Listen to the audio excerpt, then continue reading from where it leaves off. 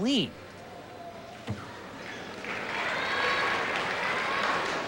Boy, if she hits her dismount, these scores are going to be close. Beautiful double layup. I don't think the routine was quite as special as Horkina, but it's going to be close with her teammate B. Boy, there's a certain type of skill. This is called an inverted giant swing and a hop pirouette. The Chinese team, as a group, has totally mastered these combinations of pirouettes, inverts, and then release moves, all back-to-back. Hey, Kathy, you were right.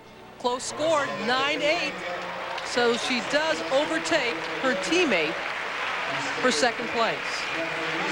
The last to challenge the leader, saying a little prayer perhaps, Lyubov Sheremeta of Ukraine. Well, little Lyubov, we used to refer to her as the travel-sized Podkopayeva. She reminded us so much of her teammate, Olympic all-around champion Lilia Podkopayeva, who's injured and not competing here. Who is her hero, by the way, as well. Watch how fast she swings bars. She's only 4'5" and can generate a lot of speed. So the judges have to be on their toes to catch all these elements. Big contrast to 5'4" Horkina.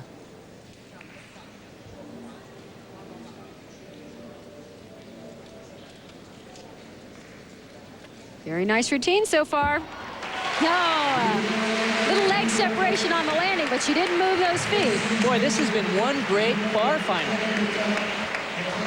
The best part of her performance is her polish. Look at the toe point all the way through the dismount, and even when she...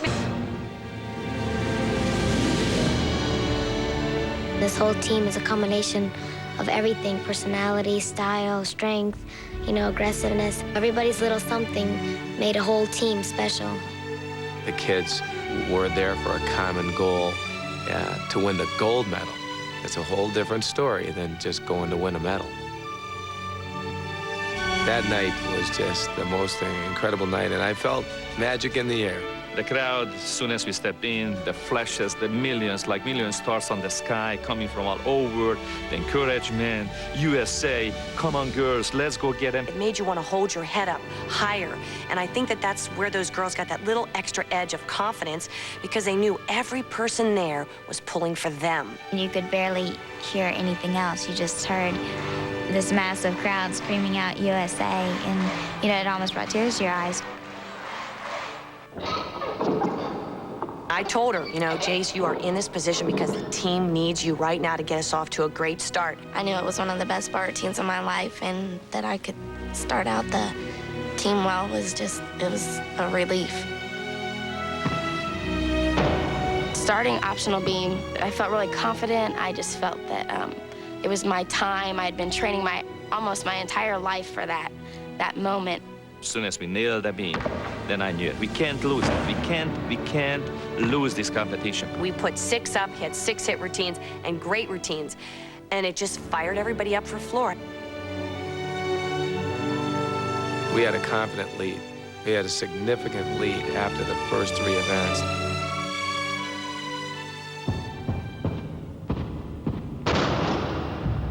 It was shocking to see this child fall. I mean, a step maybe, but to fall, I was floored.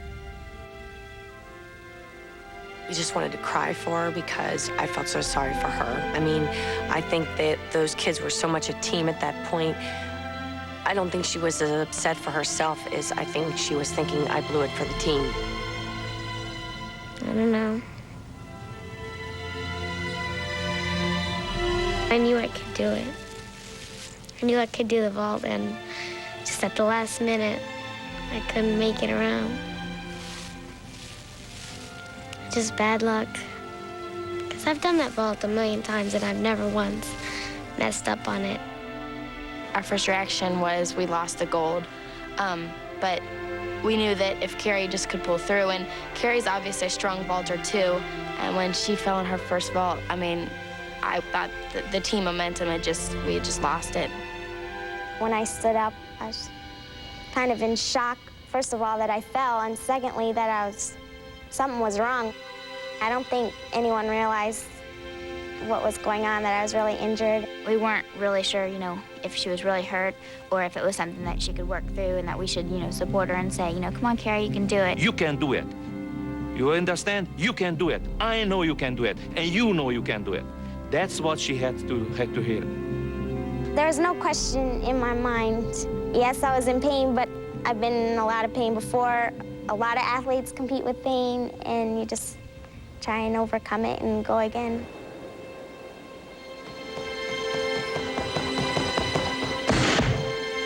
We kind of saw our arms go up, and so we thought, you know, oh, she landed. But then, you know, she didn't come off the floor, and then everyone started gathering around, and we were like, oh my gosh, you know, what happened? Is she okay? And We prayed that she was okay, and then I think we really realized, of course, we saw USA at the top above Russia and Romania, and that's when we did it.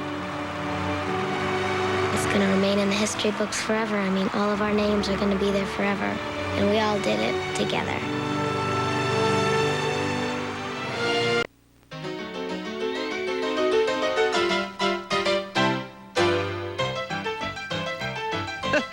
Actually, this looks like a lot of fun. Yeah, in the old days, the gymnasts competed on the still rings as well as this event, the flying rings. I'd like to try that. How about you? That's okay. We'll leave it up to you. What should we look for tonight, Bart? Well, there are 3 event requirements that the judges are looking for. One is a forward swing to a handstand, a backward swing to a handstand, and of course, you'll see many static and strength elements. But here is a key. Check the angle of the shoulders when the gymnasts do these moves. That's called an inverted iron cross. The gymnast's shoulders must not be more than 15 degrees above the horizontal. If they're more than that, the judges will deduct and not give them maximum bonus points. No doubt about it. This takes a lot of strength. We begin with Roberto Galli of Italy. Has to be a big moment for Galli. He's been around for the last couple of years at international competitions, but he's never been a finalist.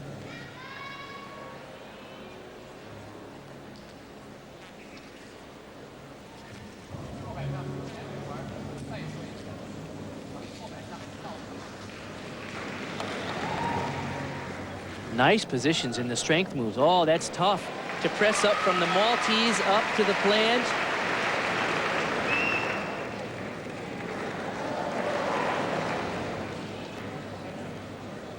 Of course, he's been immensely overshadowed by Yuri Keki, his teammate, winner of 4 world championships and the Olympics. Wow, this is nice. Could there be 2 medals today for Italy? But you just have to know that Yuri Keki plans on having one of them, doesn't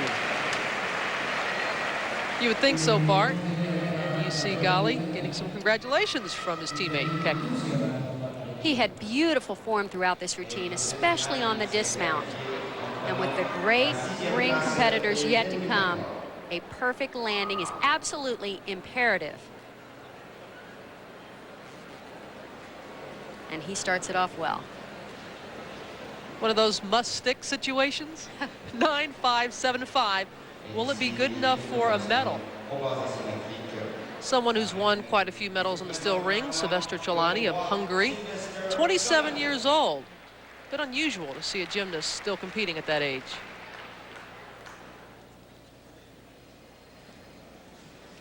There's an American connection with Szilveszter Csollany.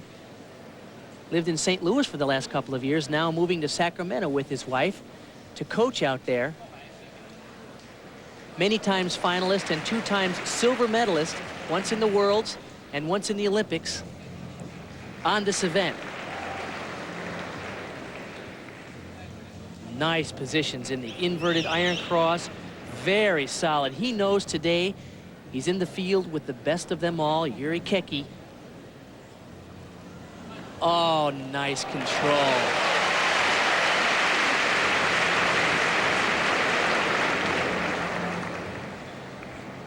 Everything's going to have to be perfect. Just a slight swing in the rings there. Nice control in the handstands. Oh, no! Just a little low on that landing. He was in a must-stick situation. There's no way he doesn't know that. Now, this is one of those elements that's a back swing to handstand. Notice how locked out his arms are. Now, I love this sequence. They call it a bounce cross. He's going to lower himself through the Maltese, and as soon as he hits bottom, bounce up to the iron cross. What's amazing is he doesn't even look like he's straining. Amazing indeed, Bart. 9-6-8-7. That puts him in the lead.